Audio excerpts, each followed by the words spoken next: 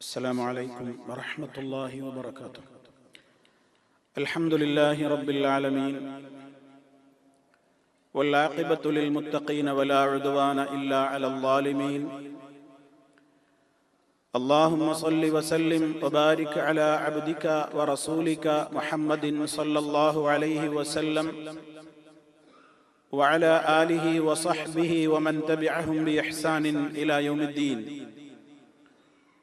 أما بعد فإن خير الكلام كلام الله وخير الهدي هدي محمد صلى الله عليه وسلم وشر الأمور محدثاتها وكل محدثة بدعة وكل بدعة ضلالة.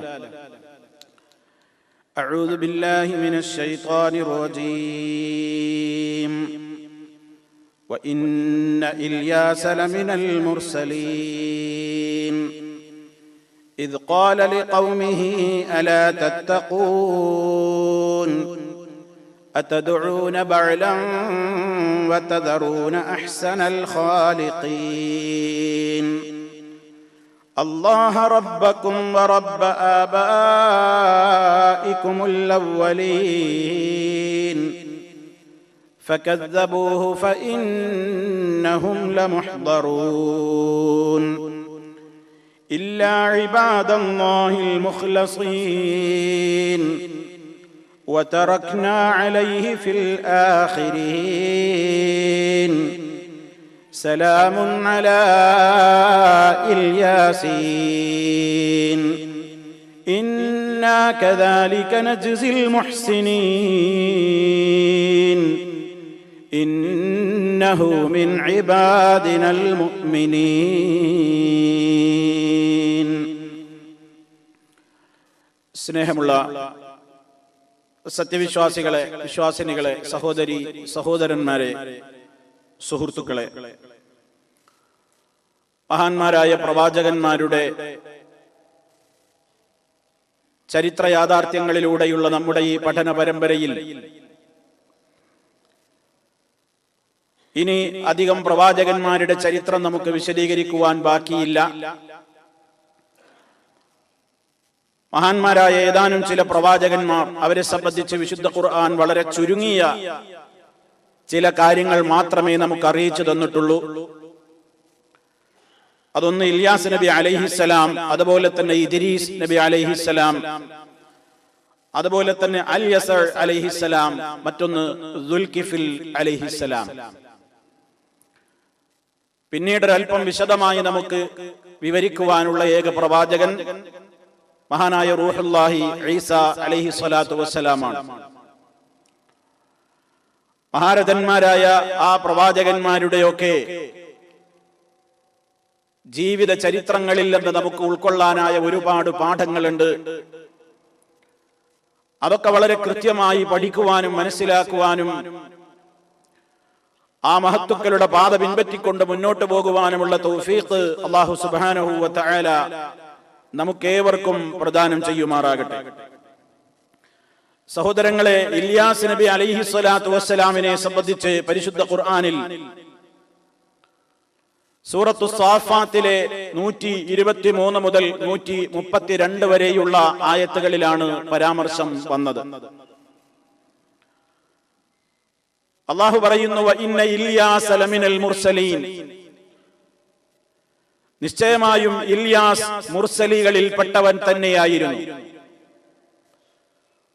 അല്ലാഹുവിന്റെ റസൂലുകളിൽ എണ്ണപ്പെടുന്ന മഹാനായ പ്രവാചകൻ തന്നെയാണ് ഇല്യാസ് അലൈഹി സ്വലാത്തു വസ്സലാം. ബൈബിൾ പരിചയപ്പെടുത്തുന്നത് ഏലിയ പ്രവാചകൻ എന്നാണ്. മഹാനായ ഇല്യാസ് നബി അലൈഹി സ്വലാത്തു വസ്സലാം അയക്കപ്പെട്ടത് ഇസ്രായേൽ മക്കളിലേക്കാണ് എന്ന് തന്നെയാണ് മനസ്സിലാക്കുവാൻ സാധിക്കുന്നത്. ദമസ്കസിന്റെ പടിഞ്ഞാറ് ഭാഗത്തുള്ള ബഅലബക് എന്ന് പറയുന്ന പ്രദേശത്തേക്കാണ്, ബഅലബക് എന്നറിയപ്പെടുന്ന ഒരു നാട്ടിലേക്കാണ് മഹാനായ ഇല്യാസ് നബി അലൈഹി സ്വലാത്തു വസ്സലാം റസൂലായി നിയോഗിക്കപ്പെടുന്നത്. ആ നാട്ടിലുണ്ടായിരുന്ന ജനത ബഅല് എന്ന പേരുള്ള ഒരു വിഗ്രഹത്തെ പൂജിക്കുകയും ആരാധിക്കുകയും അങ്ങനെ ബഅലിനോട് വിളിച്ചു പ്രാർത്ഥിക്കുകയും ബഅലിന്റെ മുമ്പിൽ സുജൂദ് ചെയ്യുകയും നമിക്കുകയും ആരാധനകളും വിളിച്ചു പ്രാർത്ഥനകളും നേർച്ച വഴിപാടുകളും സർവശക്തനായ അള്ളാഹുവിന്റെ മുമ്പിൽ സമർപ്പിക്കേണ്ടുന്ന കാര്യങ്ങളൊക്കെ ഈ ബഅല് എന്ന് പറയുന്ന അവരുടെ ആരാധ്യന്റെ മുമ്പിൽ സമർപ്പിച്ചിരുന്ന ഒരു ജനതയായിരുന്നു ആ നാട്ടുകാരായ ജനത. അതുകൊണ്ട് ബഅലബക് എന്നാണ് ആ സ്ഥലം അറിയപ്പെട്ടത്. മഹാനായ പ്രവാചകനെ സംബന്ധിച്ച് അള്ളാഹു പറയാണ് വഇന്ന ഇല്യാസ ലമിനൽ മുർസലീൻ എന്ന് പറഞ്ഞതിന് ശേഷം പറയുന്നു ഇദ് ഖാല ലിഖൗമിഹി അലാ തത്തഖൂൻ. അദ്ദേഹം തന്റെ ജനതയോട് പറഞ്ഞ സന്ദർഭം അലാ തത്തഖൂൻ, നിങ്ങൾ അള്ളാഹുവിനെ സൂക്ഷിച്ച് ജീവിക്കുന്നില്ലേ? എല്ലാ നബിമാരും ഒന്നുകൊണ്ട് തഖ്വയാണ് ജനങ്ങളോട് പറയുന്നത്. അഥവാ തഖ്വയിൽ ഏറ്റവും മുന്തി നിൽക്കുന്നത് ലാ ഇലാഹ ഇല്ലല്ലാഹ്, ശിർക്കിൽ നിന്നുള്ള സൂക്ഷ്മത, മറ്റുള്ള എല്ലാ തിന്മകളിൽ നിന്നുമുള്ള സൂക്ഷ്മത. ഇല്യാസ് നബി അലൈഹി സ്വലാത്തു വസ്സലാം ജനങ്ങളോട് പറഞ്ഞു അലാ തത്തഖൂ, നിങ്ങൾ അള്ളാഹുവിനെ സൂക്ഷിച്ച് ജീവിക്കുന്നില്ലേ? നിങ്ങൾ സൂക്ഷ്മതയോടെ ജീവിക്കുന്നില്ലേ? എന്നിട്ട് അവരിൽ അടങ്ങിയ ആ ശിർക്കിനെ ചോദ്യം ചെയ്യുകയാണ് അദ്ദേഹം. അതദഊന ബഅലാ വതദറൂന അഹ്സനൽ ഖാലിഖീൻ. അതദഊന, നിങ്ങൾ വിളിച്ചു പ്രാർത്ഥിക്കുകയാണോ? ബഅലൻ, ബഅലിനെയാണോ നിങ്ങൾ വിളിച്ചു പ്രാർത്ഥിക്കുന്നത്? ഏകനായ അല്ലാഹു ഉണ്ടായിരിക്കെ, ലോകത്തിന്റെ മുഴുവൻ സ്രഷ്ടാവും സംരക്ഷകനുമായ അല്ലാഹു ഉണ്ടായിരിക്കെ, നിങ്ങൾ റബ്ബിനെ വിട്ടുകൊണ്ട് നിങ്ങൾ ബഅലിനെയാണോ ആരാധിക്കുന്നത്? ബഅലിനോടാണോ നിങ്ങൾ പ്രാർത്ഥിക്കുന്നത്? അതദഊന ബഅലാ, നിങ്ങൾ ബഅലിനെ വിളിച്ചു പ്രാർത്ഥിക്കുകയാണോ? വതദറൂന അഹ്സനൽ ഖാലിഖീൻ, അഹ്സനുൽ ഖാലിഖീനായ അഥവാ ഈ ലോകത്ത് പലരും പലതിനെയും അവരുടെ ഭാഷയിൽ പലതും നിർമ്മിക്കുന്നുണ്ട്, ഉണ്ടാക്കുന്നുണ്ട്. പക്ഷേ ഒരു മുൻമാതൃകയില്ലാതെ ശുദ്ധ ശൂന്യതയിൽ നിന്ന് എല്ലാത്തിനെയും സൃഷ്ടിക്കുന്ന സൃഷ്ടാവായ റബ്ബ് അഹ്സനുൽ ഖാലിഖീൻ, അഹ്സനുൽ ഖാലിഖീൻ എന്ന് വിശേഷിപ്പിക്കപ്പെട്ട റഹ്മാനായ റബ്ബിനെ നിങ്ങൾ തദറൂന, നിങ്ങൾ ഒഴിവാക്കുകയും ചെയ്യുന്നുവോ? നിങ്ങൾ അല്ലാഹുവിനെ മാറ്റിയിട്ട് ഈ ബഅൽ എന്ന് പറയുന്ന ഈ ഒരു സൃഷ്ടിയെയാണോ നിങ്ങൾ പൂജിക്കുന്നതും ആരാധിക്കുന്നതും? ആരെയാണ് നിങ്ങൾ ഉപേക്ഷിക്കുന്നത്? ആരെയാണ് നിങ്ങൾ വിട്ടുകളയുന്നത്? അല്ലാഹ റബ്ബക്കും വറബ്ബ ആബായിക്കുമുൽ അവ്വലീൻ, ഏകനായ അല്ലാഹു അവനാണല്ലോ റബ്ബക്കും, നിങ്ങളുടെ രക്ഷിതാവ്, നിങ്ങളുടെ യജമാനൻ. വറബ്ബ ആബായിക്കുമുൽ അവ്വലീൻ, നിങ്ങളുടെ പൂർവീകരായ പിതാക്കളുടെയും റബ്ബ് അവൻ തന്നെയാണല്ലോ. നിങ്ങൾക്ക് പറയാനാകുമോ ഈ ബഅലാണ് ലോകത്തെ പടച്ചതെന്ന്, സംരക്ഷിക്കുന്നതെന്ന്? നിങ്ങൾക്ക് ആ വാദമില്ലല്ലോ. നിങ്ങളെയും നിങ്ങളുടെ പൂർവീകരെയും മുഴുവനും സൃഷ്ടിച്ചു പരിപാലിച്ചു പടിപടിയായി വളർത്തിക്കൊണ്ടുവരുന്ന റബ്ബ്, ആ ഏകനായ റബ്ബിനെ വിട്ടുകൊണ്ട് നിങ്ങൾ ഈ സൃഷ്ടിയായ നിങ്ങളുടെ കൈകൾ കൊണ്ട് കൊത്തിയുണ്ടാക്കിയ നിങ്ങളുടെ ഈ ബഅൽ എന്ന് പറയുന്ന വിഗ്രഹത്തെ, ഏതൊരു സമൂഹവും വിഗ്രഹത്തെ വെറും അതൊരു വിഗ്രഹം എന്ന നിലക്കല്ല പൂജിക്കുന്നത് എന്ന് നമ്മൾ മനസ്സിലാക്കണം. ആ വിഗ്രഹത്തിന്റെ പേരിൽ അവരൊരാളെ മനസ്സിൽ കാണുന്നുണ്ട്. അവരുടെ ചിന്തയിലും അവരുടെ ഭാഷയിലും അവരുടെ അഭിപ്രായത്തിലും അതൊരു മഹാത്മാവാണ്. ആ നിലക്കുള്ള ഒരു മഹാത്മാവിന്റെ പേരിലാണ് എപ്പോഴും വിഗ്രഹങ്ങൾ ഉണ്ടാക്കാറുള്ളത്. അതല്ലാതെ ഒരു കല്ല് കൊണ്ടോ സ്വർണം കൊണ്ടോ ലോഹങ്ങൾ കൊണ്ടോ ആര് പ്രതിമയുണ്ടാക്കിയാലും അതൊരു ലോഹം എന്ന നിലക്കോ സ്വർണം എന്ന നിലക്കോ കല്ലെന്ന നിലക്കോ മരം എന്ന നിലക്കോ അല്ല അതിനെ പൂജിക്കുന്നത്. അതിന്റെ പിന്നിലുള്ളവരെ ബഹുമാനിക്കുന്ന ഒരു നേതാവുണ്ട്. അത് തന്നെയാണല്ലോ ഇന്നും ലോകത്ത് രാജ്യത്ത് മുഴുവനും കാണുന്ന പ്രതിമകളൊക്കെ. ആ പ്രതിമകളൊക്കെ ഏതാനും സിമന്റ് കൊണ്ടോ അതല്ലെങ്കിൽ കല്ലുകൾ കൊണ്ടോ നിർമ്മിക്കപ്പെട്ടവയാണെങ്കിലും അതൊരു സിമന്റ് കല്ല് എന്ന നിലക്കോ വൃക്ഷം എന്ന നിലക്കോ അല്ലല്ലോ പൂജിക്കപ്പെടുന്നത്. അതിന്റെയൊക്കെ പേരിൽ അവർ മനസ്സിൽ കാണുന്ന ചില ആളുകളുണ്ട്. അതാണ് അല്ലാഹു ചോദിക്കുന്നത്, നിങ്ങൾക്ക് എങ്ങനെ സാധിക്കുന്നു? കേവലം സൃഷ്ടികളെയല്ലേ നിങ്ങൾ വിളിച്ചു പ്രാർത്ഥിക്കുന്നത്? അവർക്ക് നിങ്ങളെ രക്ഷിക്കാനാകുമോ? പരിശുദ്ധ ഖുർആൻ പല സ്ഥലത്തും ചോദിച്ച ചോദ്യമല്ലേ. അല്ലാഹു അല്ലാതെ ആരുണ്ട് നിങ്ങളുടെ ദുആ കേൾക്കാൻ? ആരുണ്ട് നിങ്ങൾക്ക് ഉത്തരം തരാൻ? ആരുണ്ട് നിങ്ങളുടെ സംരക്ഷകൻ? അതൊക്കെ ആയിട്ടും ആ ജനത ബഅൽ എന്ന് പറയുന്ന ആരാധ്യനെ വിളിച്ചു പ്രാർത്ഥിക്കുകയും പൂജിക്കുകയും ചെയ്തു എന്ന് മാത്രമല്ല, ആ രാജ്യത്തുണ്ടായിരുന്ന ഭരണാധികാരികൾ ഈ ശിർക്കൻ പ്രവർത്തനങ്ങൾക്ക് വേണ്ട എല്ലാ സന്നാഹങ്ങളും സൗകര്യങ്ങളും ആ നാട്ടുകാർക്ക് ഒരുക്കി കൊടുത്ത് ശിർക്കിന്റെ പ്രചാരകരും പ്രബോധകരുമായി മാറിയിരുന്നു. ഈ ബഅൽ എന്ന് പറയുന്ന അവരുടെ ആരാധനയ്ക്ക് വേണ്ടി പ്രത്യേകം നേർച്ചകളും വഴിപാടുകളും, അതുപോലെ തന്നെ ബലിയർപ്പണങ്ങൾ നടത്തുവാൻ വേണ്ടി പ്രത്യേകം ബലിക്കല്ലുകളും ബലിശാലകളും വരെ അവര് ഗവൺമെന്റ് തലത്തിൽ തന്നെ സൗകര്യം ചെയ്തു കൊടുത്തിരുന്നു എന്നാണ് ചരിത്രം രേഖപ്പെടുത്തുന്നത്. അങ്ങനെ ശിർക്കിന് വേണ്ടി പ്രചോദനവും പ്രചാരവും നടത്തുന്ന ബഅലിനെ പൂജിച്ചുകൊണ്ടിരിക്കുന്ന ബഅലബക്ക് എന്ന പ്രദേശത്തേക്ക് നിയുക്തനായ മഹാനായ ഇല്യാസ് നബി അലൈഹിസ്സലാത്തു വസ്സലാം വളരെ ഗൗരവത്തോടെ ആ ജനങ്ങളെ തൗഹീദിലേക്ക് ക്ഷണിക്കുകയാണ്, ശിർക്കിനെതിരെ പൊരുതുകയാണ്, ശിർക്കിന്റെ ഗൗരവം അവരെ പഠിപ്പിക്കുകയാണ്. പക്ഷേ ഫകദ്ദബൂഹു ഫഇന്നഹും ലമുഹ്ദറൂൻ ഇല്ലാ ഇബാദല്ലാഹിൽ മുഖ്ലസീൻ. അല്ലാഹു പറയാണ് ഫകദ്ദബൂഹു, അവർ ആ ജനത അദ്ദേഹത്തെ കളവാക്കി. അദ്ദേഹം പറഞ്ഞിരുന്നു, അവർ ചെവിക്കൊണ്ടില്ല. കാരണം പ്രവാചകന്മാരെ കളവാക്കുക എന്നുള്ളത് പല സമൂഹങ്ങളുടെയും ഒരു പരിപാടിയാണ്. അത് ആവർത്തിക്കുകയാണ് ഇല്യാസ് നബി അലൈഹിസ്സലാമിന്റെ ജനതയും. അദ്ദേഹത്തെ അവര് കളവാക്കി. അങ്ങനെ അള്ളാഹു അവരെ കുറിച്ച് പറയാണ്, ഫഇന്നഹും ലമുഹ്ദറൂൻ, ആകയാൽ തീർച്ചയായും അവർ ലമുഹ്ദറൂന, അള്ളാഹുവിന്റെ ശിക്ഷയിലേക്ക് അവർ കൊണ്ടുവരപ്പെടുക തന്നെ ചെയ്യും. അള്ളാഹുവിന്റെ ശിക്ഷയിലേക്ക്, നരകത്തിലേക്ക്, ദുന്യവിയും ഉഖറവിയുമായ അദാബിലേക്ക് അവർ ഹാജരാക്കപ്പെടുന്നവർ തന്നെയാണ്, സംശയിക്കൊന്നും വേണ്ട. അവര് ഇല്ലാ ഇബാദല്ലാഹിൽ മുഖ്ലസീൻ, നിഷ്കളങ്കത മുറ്റി നിൽക്കുന്ന നിഷ്കളങ്കരായ ഇഖ്ലാസുള്ളവരായ അള്ളാഹുവിന്റെ യഥാർത്ഥ ദാസന്മാരൊഴികെ അവര് മാത്രമേ ശിക്ഷയിൽ നിന്ന് ഒഴിവാകുള്ളൂ. അല്ലാത്ത ഈ ആളുകൾക്കൊക്കെ ശിക്ഷ വരാനിരിക്കുന്നു, ദുന്യാവിലും ആഖിറത്തിലും. അള്ളാഹു അത് അറിയിച്ചു കഴിഞ്ഞു.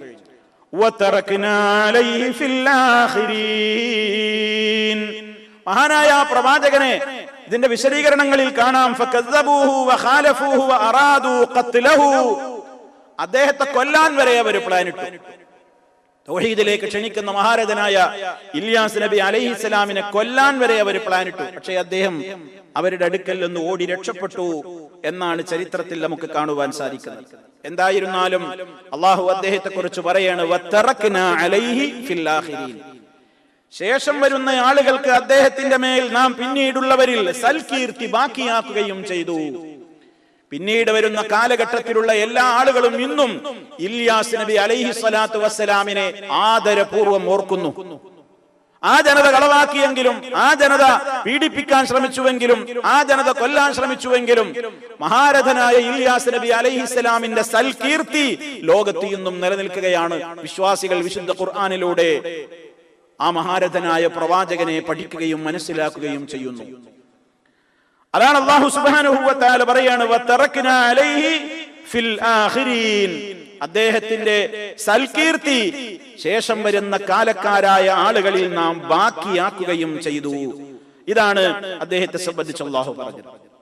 പിന്നീട് പറയാണ്, സലാമുൻ അലാ ഇല്യാസീൻ, ഇല്യാസ് നബി അലൈഹിസ്സലാമിന്റെ മേൽ സർവരക്ഷയും അല്ലാഹുവിന്റെ രക്ഷയും സമാധാനവും ഇല്യാസ് നബി അലൈഹിസ്സലാമിനുണ്ട്. ഇന്നാ കദാലിക നജ്സിൽ മുഹ്സിനീൻ, ഇപ്രകാരമാണ് സദ്വൃത്തരായ ആളുകൾക്ക് നാം പ്രതിഫലം കൊടുക്കുന്നത്. ഇന്നഹു മിൻ ഇബാദിനൽ മുഅ്മിനീൻ, തീർച്ചയായും ഇല്യാസ് അദ്ദേഹം നമ്മുടെ യഥാർത്ഥ മുഅ്മിനീങ്ങളായ സത്യവിശ്വാസികളായ അടിമകളുടെ കൂട്ടത്തിൽ പെട്ടയാളായിരുന്നു. ഇത്ര മാത്രമാണ് മഹാനായ ഇല്യാസ് നബി അലൈഹിസ്സലാമിനെ കുറിച്ച് അല്ലാഹു തആല നമുക്ക് വിശദീകരിച്ച് തന്നിട്ടുള്ള ചരിത്രം. എന്നാൽ ഇല്യാസ് നബി അലൈഹിസ്സലാമിനെ കുറിച്ച് കുറെ അന്ധവിശ്വാസങ്ങൾ സമൂഹത്തിൽ നിലവിലുണ്ട്. മഹാനായ ഇബ്നു കസീർ റഹിമഹുല്ലാഹ് അദ്ദേഹം അമ്പിയാക്കളുടെ ചരിത്രങ്ങൾ രേഖപ്പെടുത്തിയ ഒരു ഗ്രന്ഥമുണ്ട്, ഖസസുൽ അംബിയ.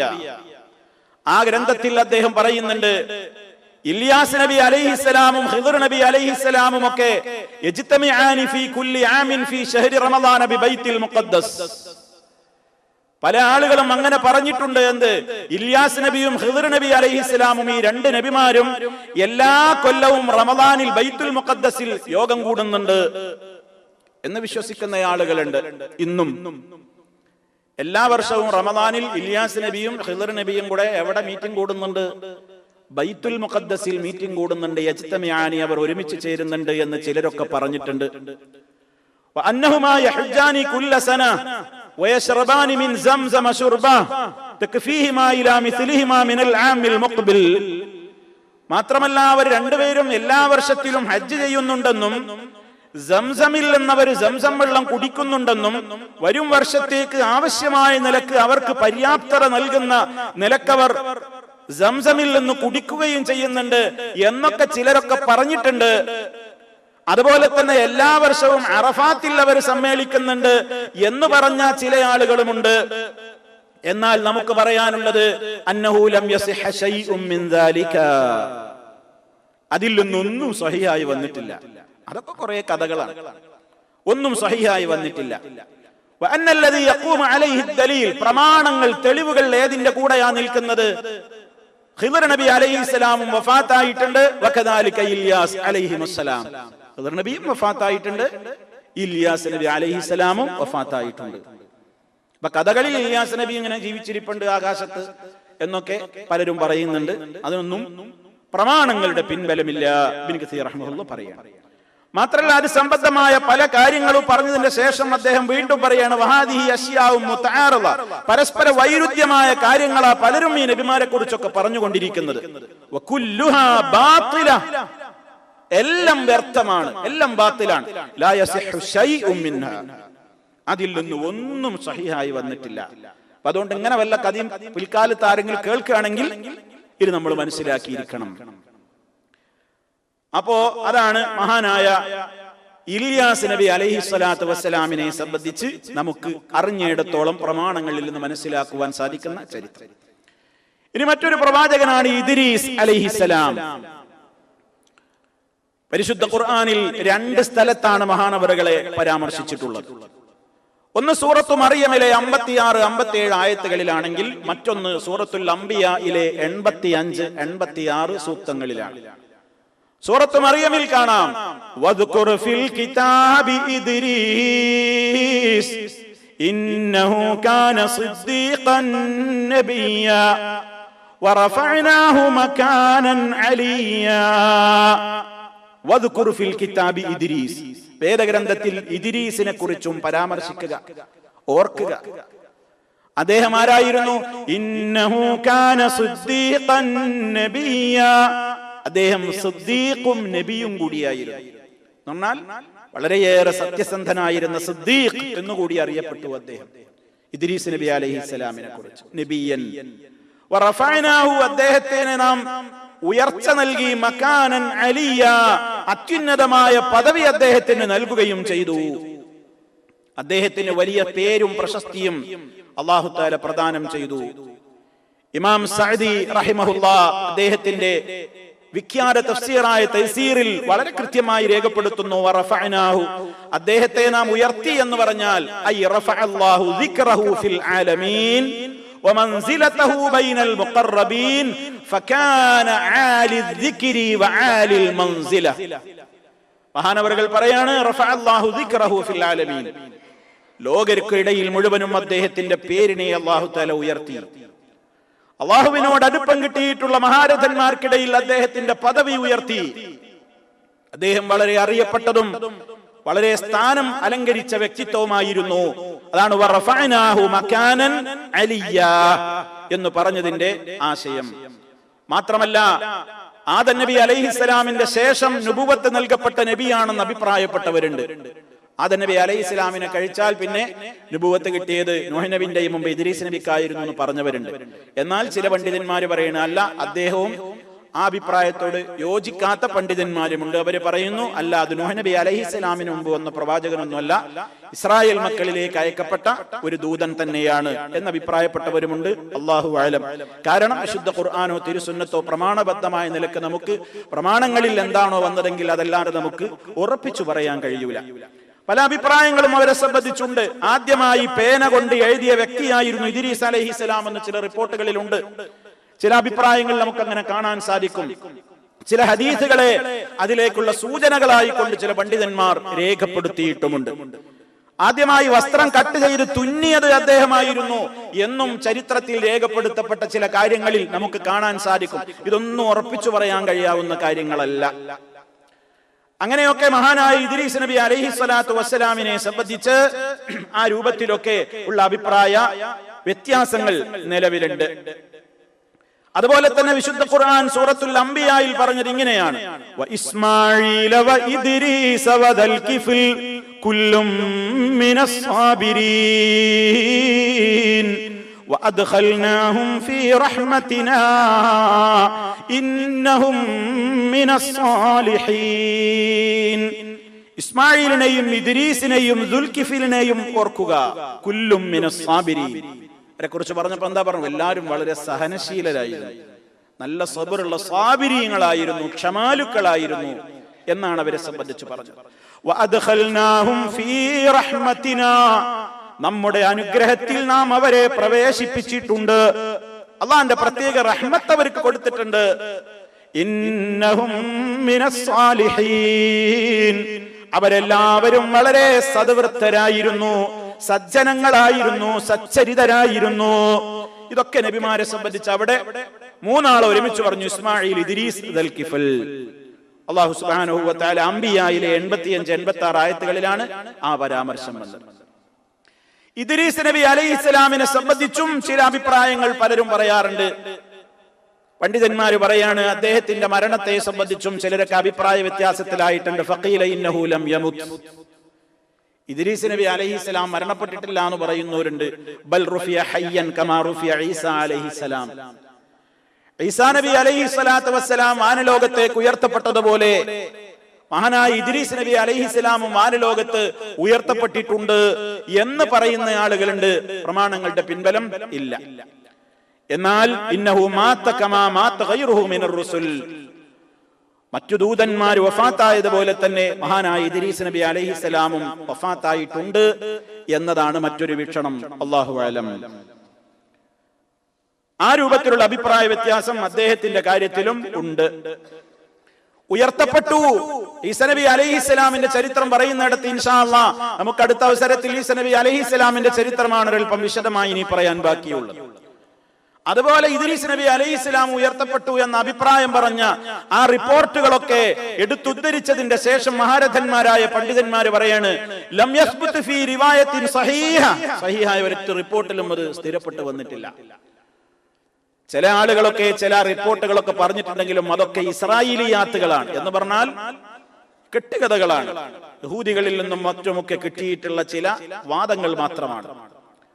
മാത്രമല്ല മഹാനായ ഇബ്നു ഹജർ അൽ അസ്ഖലാനി റഹിമഹുല്ലാഹ് സഹീഹുൽ ബുഖാരിയുടെ വ്യാഖ്യാന ഗ്രന്ഥമായ ഫത്ഹുൽ ബാരിയിൽ രേഖപ്പെടുത്തുകയാണ്: വകൗന ഇദ്രീസ് റുഫിയ വഹുവ ഹയ്യുൻ ലം യസ്ബുത് മിൻ തരീഖിൻ മർഫൂഅത്തിൻ ഖവിയ്യത്തിൻ, ശക്തവും സ്വീകാര്യവുമായ ഒരു പരമ്പരയിലൂടെയും സ്ഥിരപ്പെട്ടു വന്നിട്ടില്ലാത്ത കാര്യമാണ് ഇദ്രീസ് ജീവനോടെ വാനലോകത്തേക്ക് ഉയർത്തപ്പെട്ടു എന്ന അഭിപ്രായം.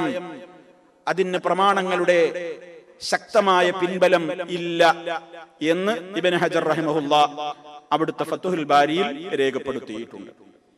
4-ാം ആകാശത്ത് വെച്ചാണ് മഹാനവറുകൾ മരണപ്പെട്ടത് എന്ന ധാരണയും ചിലരൊക്കെ രേഖപ്പെടുത്തിയിട്ടുണ്ട്. അതിനെ സംബന്ധിച്ചും പണ്ഡിതന്മാർ പറഞ്ഞു, വഹാദാ മിനൽ ഇസ്രാഈലിയാത്ത് വല്ലാഹു അലം ബിസിഹ്ഹത്തി ദാലിക, നമുക്ക് വിശ്വസിക്കാൻ കൊള്ളൂല, ഇതൊന്നും സ്ഥിരപ്പെട്ട് വന്നതല്ല, ഇതൊക്കെ ആ നിലക്കുള്ള ചില അഭിപ്രായങ്ങളും ചില കഥകളും മാത്രമാകുന്നു എന്നാണ്. മഹാനായ ഇബ്നു കസീർ റഹിമഹുല്ലാഹ് അവിടുത്തെ അമ്പിയാക്കന്മാരുടെ ചരിത്രം വിശദീകരിച്ചിടത്തും പറഞ്ഞു, ഇതൊക്കെ പല രൂപത്തിലുള്ള റിപ്പോർട്ടുകൾ പിൽക്കാലത്ത് എങ്ങനെയൊക്കെയോ കടന്നുകൂടിയതാണ്.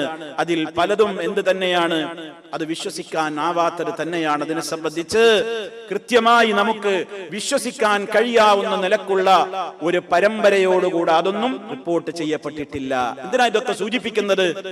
ഇതൊക്കെ ജനങ്ങൾ വിശ്വസിക്കുന്നുണ്ട്. ഇദ്രീസ് നബി, ഇല്യാസ് നബി ഒക്കെ എപ്പോഴും ജീവിച്ചിരിക്കുന്നുണ്ട് എന്നാണ് ഇപ്പോഴും നമ്മുടെ നാട്ടിലൊക്കെ ഉള്ള ആളുകൾ വിശ്വസിച്ചുകൊണ്ടിരിക്കുന്നത്. അതുകൊണ്ടാണ് അതിനെ സംബന്ധിച്ച് സൂചിപ്പിക്കാൻ കാരണം. അങ്ങനെ വാനലോകത്തേക്ക് ഉയർത്തപ്പെട്ടെന്ന് ജീവിച്ചിരിക്കുന്ന ഏക പ്രവാചകൻ മഹാനായ ഈസാ അലൈഹി സ്വലാത്തു വസ്സലാം മാത്രമാണ്. അതിനാണ് പ്രമാണങ്ങളുടെ പിൻബലമുള്ളത്. എന്നാൽ നബി സല്ലല്ലാഹു അലൈഹി വസല്ലമ മിഅ്റാജിന് പോയപ്പോ 4-ാമത്തെ ആകാശത്ത് വെച്ച് മഹാനായ ഇദ്രീസ് നബി അലൈഹി സ്വലാത്തു വസ്സലാമിനെ കണ്ടിട്ടുണ്ട്. അത് അദ്ദേഹം ആകാശത്ത് ജീവിച്ചിരിക്കുന്നതിന്റെ തെളിവല്ല. കാരണം നബി സല്ലല്ലാഹു അലൈഹി വസല്ലമ മിഅ്റാജിന് പോയ യാത്രയിൽ ഒന്നാമത്തെ ആകാശത്ത് വെച്ച് ആദം നബി അലൈഹിസ്സലാമിനെ കണ്ടിട്ടുണ്ട്. രണ്ടാമത്തെ ആകാശത്ത് വെച്ച് യഹ്യാ നബിയെയും ഈസ നബി അലൈഹിസ്സലാമിനെയും കണ്ടിട്ടുണ്ട്. മൂന്നാമത്തെ ആകാശത്ത് യൂസുഫ് നബി അലൈഹിസ്സലാമിനെ കണ്ടിട്ടുണ്ട്. നാലാം ആകാശത്ത് ഇദ്രീസ് നബി അലൈഹിസ്സലാമിനെ കണ്ടിട്ടുണ്ട്. അഞ്ചാമത്തെ ആകാശത്ത് വെച്ച് ഹാറൂൻ നബി അലൈഹിസ്സലാമിനെ കണ്ടിട്ടുണ്ട്. ആറാം ആകാശത്ത് വെച്ച് മൂസ നബി അലൈഹിസ്സലാമിനെ കണ്ടിട്ടുണ്ട്. ഏഴാം ആകാശത്ത് വെച്ച് ഇബ്രാഹിം നബി അലൈഹിസ്സലാമിനെയും കണ്ടിട്ടുണ്ട്.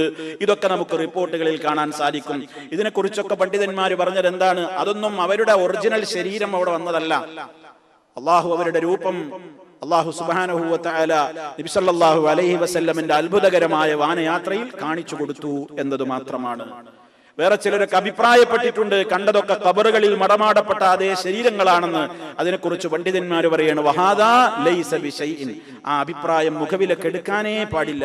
ശൈഖുൽ ഇസ്ലാം ഇബ്നു തൈമിയ്യ റഹിമഹുല്ലാഹ് അവിടുത്തെ മജ്മുഉ ഫതാവയിൽ ഈ കാര്യം രേഖപ്പെടുത്തിയിട്ടുണ്ട്.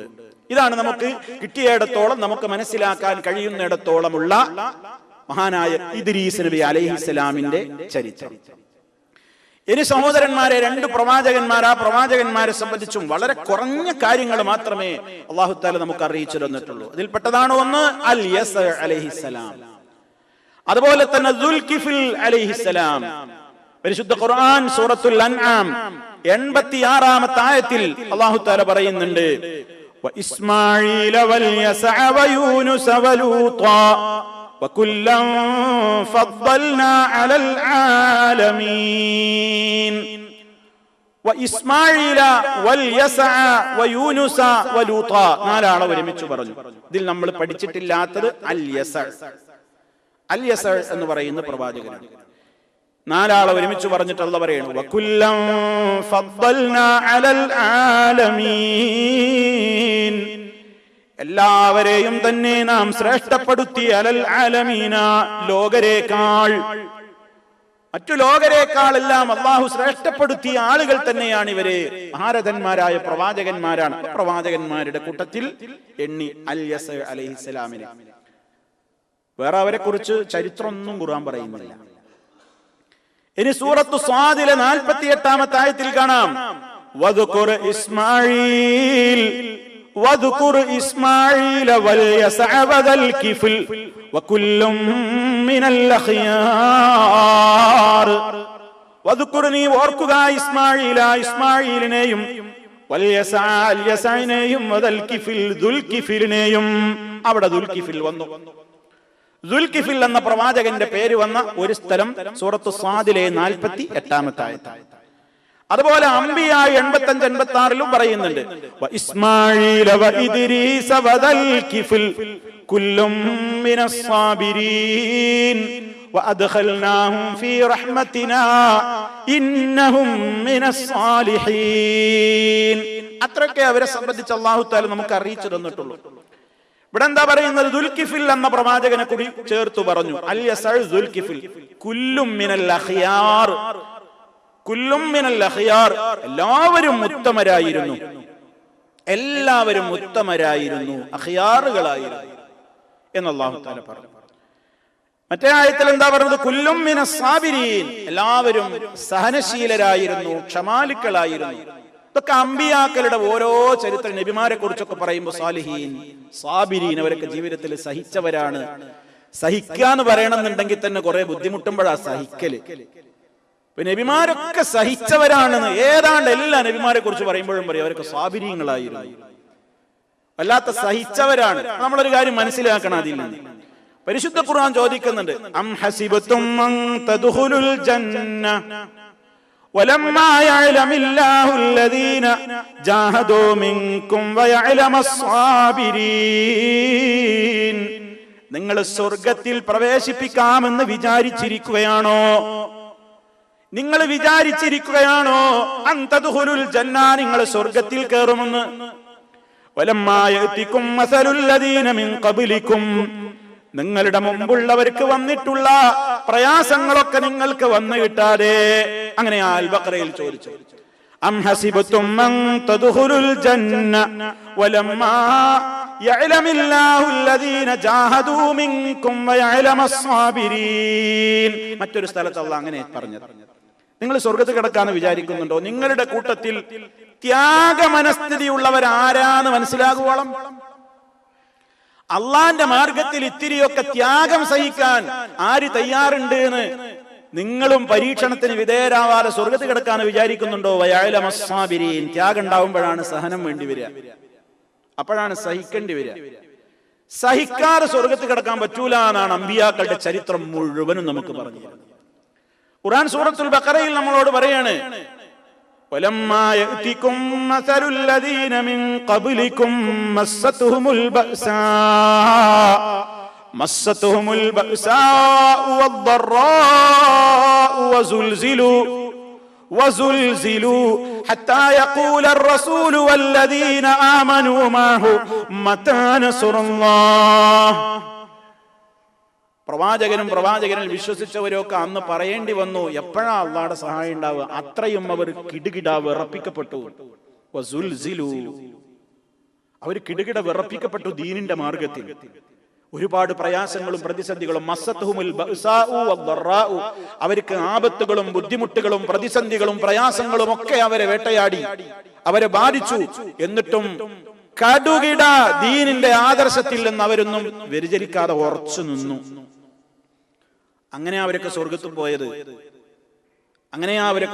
പോയത്.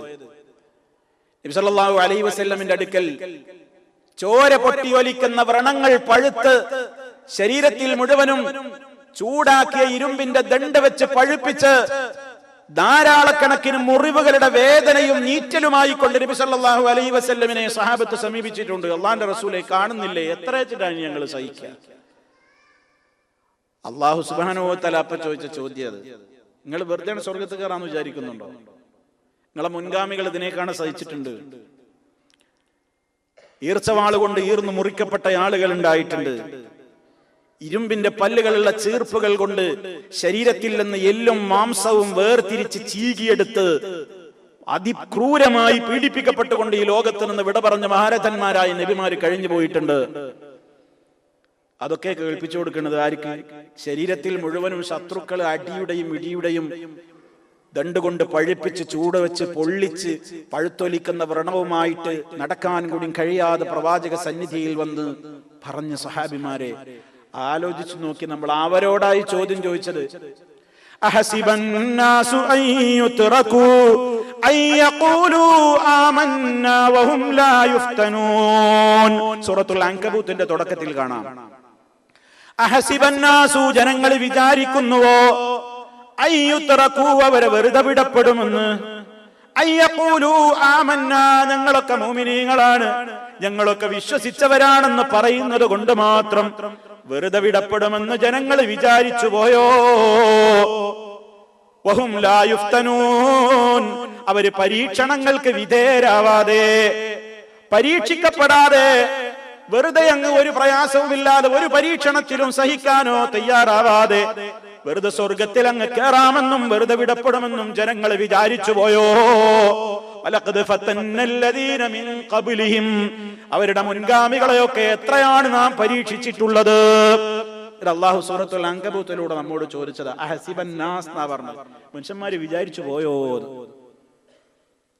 അമ്പിയാക്കളുടെ ചരിത്രം മുഴുവനും ത്യാഗത്തിന്റെ കഥകളാണ്, സഹനത്തിന്റെ കഥകളാണ്. അവിടെയാണ് നമ്മൾ ആലോചിച്ച് നോക്കേണ്ടത്. അള്ളാഹുവേ, അവരുടെയൊക്കെ പാതയിൽ നീ ഞങ്ങളെ ചേർക്കണേന്ന് നമ്മൾ ദുആ ചെയ്തിട്ട് ആമീൻ പറയുന്നുണ്ട്.